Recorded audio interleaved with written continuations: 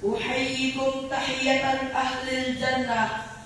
Assalamualaikum warahmatullahi wabarakatuh.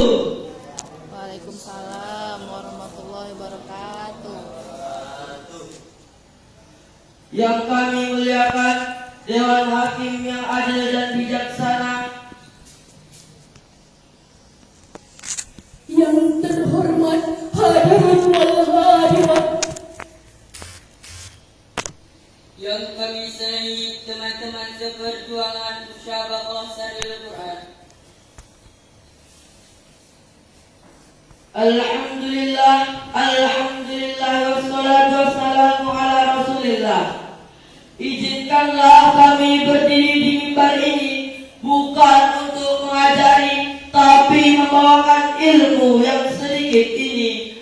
Apabila ada kesalahan dalam penyampaian kami, 10 jari tangan ini kami haturkan dan tundukkan agar kami dapat dimaafkan.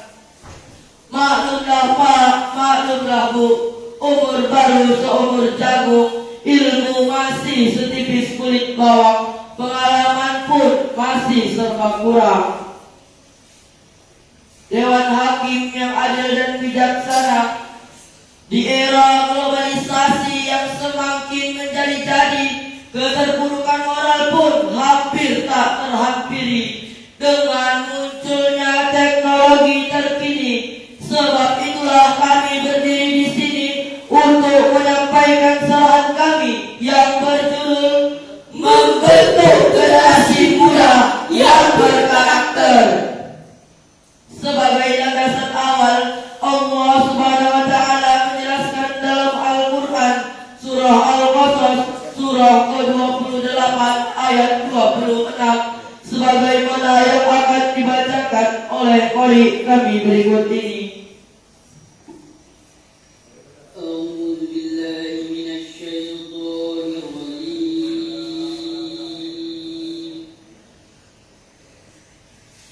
Bismillahirrahmanirrahim. Qalat innahuma ya abati istajir inna khayra man istajartal qawiyyul amin.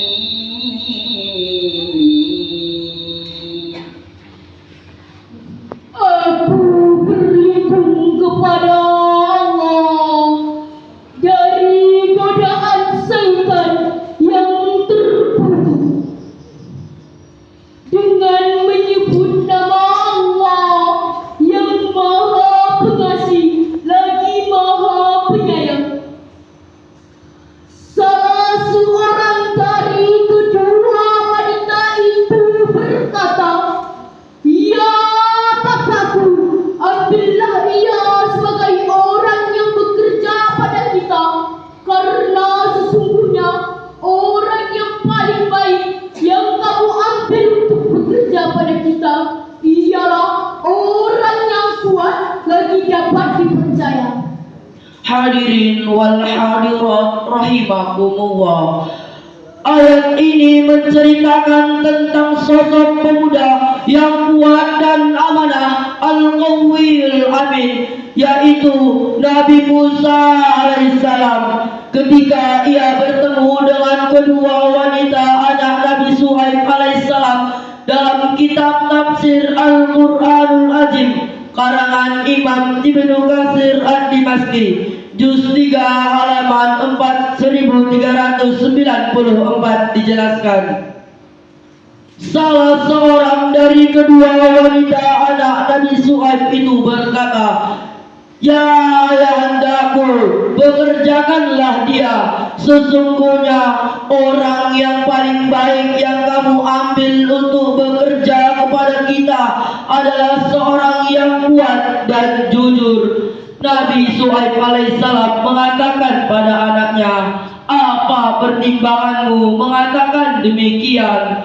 Dia menjawab, "Dia dapat mengangkat batu yang hanya dapat diangkat oleh 10 orang laki-laki. Dan ketika aku berjalan bersamanya, sedang aku berada di depannya, dia berkata padaku, 'Berjalanlah di belakangku.' Jika aku salah jalan, lemparkanlah batu kerikil ke arah jalan yang tepat, agar aku tidak tersesat."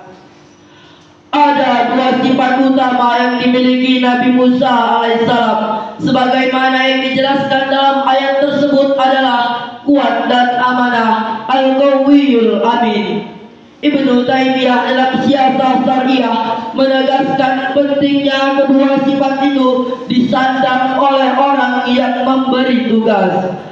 Dalam konteks generasi muda untuk bisa membangun bangsa dan agama di masa mendatang, maka persiapan generasi muda sejak dini adalah memiliki kekuatan baik jasmani maupun rohani dan berlaku amanah. Khusus mengenai amanah secara rinci, Ahmad Mustafa Al-Marawi dalam Tafsir Al-Marawi jilid 2 halaman 69 sampai 70 dijelaskan, amanat dibagi menjadi 3 bagian. Pertama, amanat seorang hamba kepada Tuhannya. Kedua, amanat seorang hamba kepada manusia lain. Ketiga, amanat seorang hamba kepada dirinya sendiri.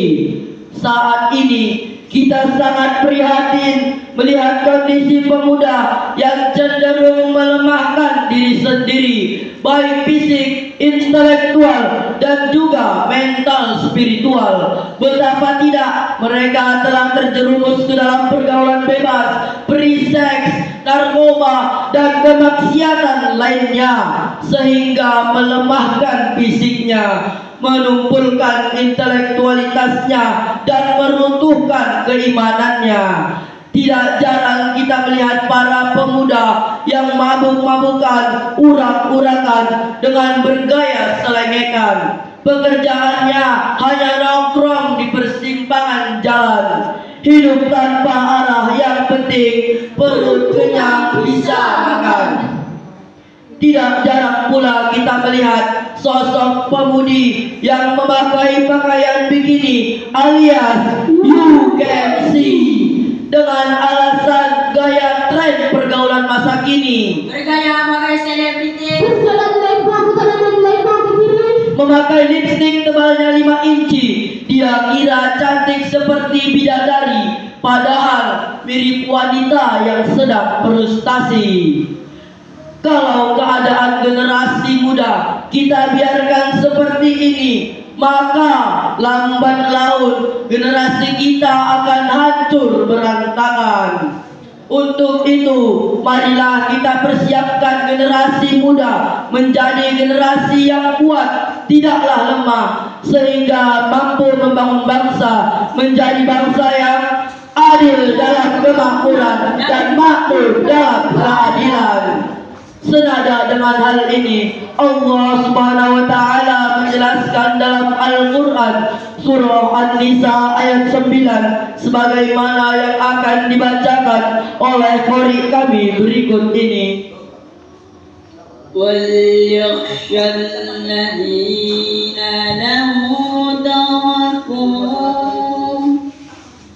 لَوْ تَرَكُوا مِنْ خَلْفِهِمْ ذُرِّيَّةً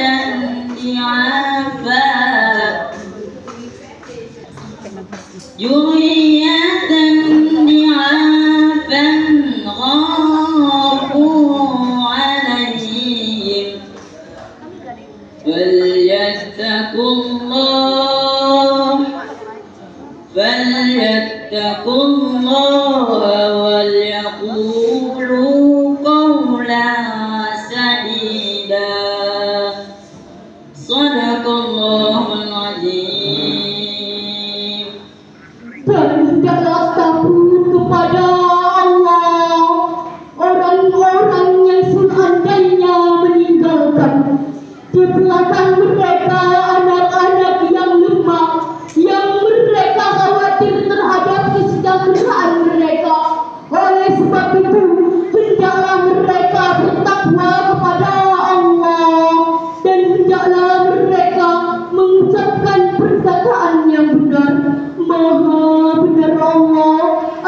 segala hukumannya. Hadirin wal hadirat rahimakumullah.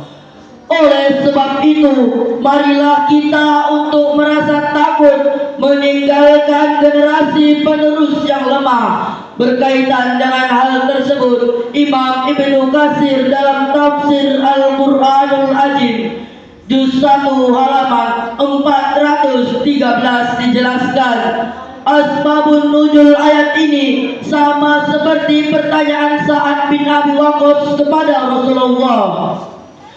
Ya Rasulullah, saya memiliki harta yang banyak tapi hanya mempunyai seorang anak. Bolehkah saya bersedekah dengan 2/3-nya? Rasul menjawab, tidak boleh. Bolehkah saya bersedekah dengan 1/2-nya? Rasul kembali menjawab, tidak boleh. Bolehkah saya bersedekah dengan 1/3-nya? Rasul menjawab, 1/3 pun masih terlalu banyak. Seraya beliau bersabda, sungguhnya aku harapkan kepada engkau untuk meninggalkan generasi penerus seorang yang kaya dan berharta. Hal itu lebih baik daripada meninggalkan pewarismu dalam keadaan lemah dan menggantungkan hidupnya pada belas kasih orang lain. Dari kisah ini kita dapat mengambil iktibar agar setiap orang tua lebih memikirkan serta memperhatikan agar tidak meninggalkan generasi dalam generasi lemah. Lemah apa? Menurut Profesor Dr. B.J. Habibie, seorang intelektual Muslim Indonesia sekaligus mantan Presiden Republik Indonesia, mengatakan, setidaknya ada 5 kelemahan yang tidak boleh ada dalam diri kita. Pertama, lemah harta. Kedua, lemah fisik. Ketiga, lemah ilmu. Keempat, lemah semangat hidup. Dan yang paling kita takuti adalah lemah akhlak. Jika kelima kelemahan ini melekat pada generasi muda, kami yakin mereka bukanlah sebagai pelopor pembangunan, melainkan virus pembangunan yang hanya dapat menghambat pembangunan, bahkan merusak pembangunan. Kita tidak ingin menjadi generasi yang hanya menjadi sampah masyarakat karena kelemahan kita, baik fisik, ilmu, maupun mental spiritual. Kita harus bertekad menjadi pemuda yang tangguh dan memiliki semangat juang yang tinggi serta bertanggung jawab penuh terhadap kelangsungan nusa, bangsa, dan agama. Sebab kita adalah subhanal yaum rijalul Yang today, pemuda hari ini adalah pemimpin masa depan kita. Sebab itu Rasulullah SAW mengingatkan kepada kita, pergunakanlah 5 kesempatan sebelum datang 5 kesempitan. Di antaranya adalah sabaraka qabla haramika. Jaga masa mudamu sebelum datang masa tuamu. Untuk itu, marilah kita gigih berjuang, giat belajar untuk menuju masa depan yang cerah dan menjanjikan. Jika kita malas belajar, enggan berusaha, dan tidak mau beramal, artinya menuju masa depan yang suram dan mengenaskan. Untuk itu, kepada generasi muda, marilah kita olah rasa agar iman melekat, Olah rasio agar ilmu meningkat. olah usaha agar ekonomi kuat, olah kinerja agar produktivitas meningkat. Dewan Hakim yang adil dan bijaksana, sebagai kesimpulan dari sarahan yang kami sampaikan adalah, jangan tanyakan apa yang telah negara berikan kepadamu, bertanyalah apa yang telah kamu berikan untuk negaramu. Pak Andi, kepala madrasah kami, Al-Ittihadul Watoniyah madrasahnya, Jangan sungkan wahai para juri untuk menilai kami menjadi juara. Burung berkutub dan burung cendrawasih. Sekian dan terima kasih. Terima kasih atas segala perhatian. Mohon maaf atas segala kekurangan. Billahi taufiq wal hidayah. Wassalam.